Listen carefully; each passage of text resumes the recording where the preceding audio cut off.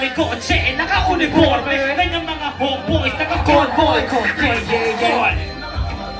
dadaan na sandali, naka-Rolls Royce, mamahaling kotse, naka-uniforme, kanyang mga homeboys, naka-convoy, kanyang mga homeboys, naka-convoy, kasi nga bawal na matagalan.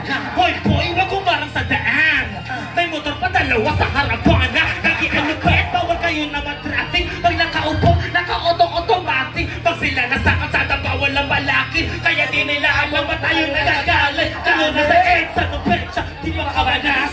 Tayo na ipit ay rapakalabas o sila yung nag-ipit ay magasigagan. Paano susolusyon na yung mga di nila nag-assume nasa Boulevard o sa Avenue? Kung ba't ka nagagalit pare I get you.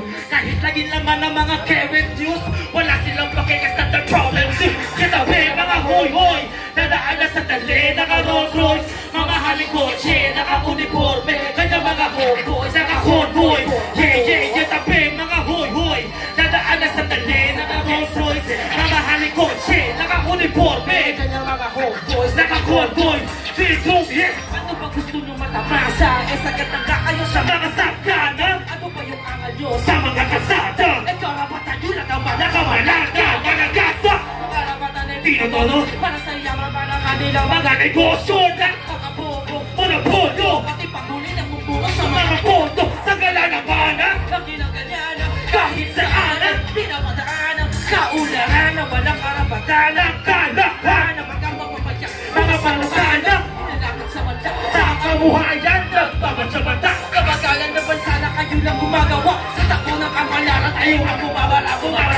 Tabi mga hoy-hoy, dadaan na sa dali, naka-Rolls Royce, mamahaling kotse, naka-uniforme, kanya mga homeboys, naka-convoy.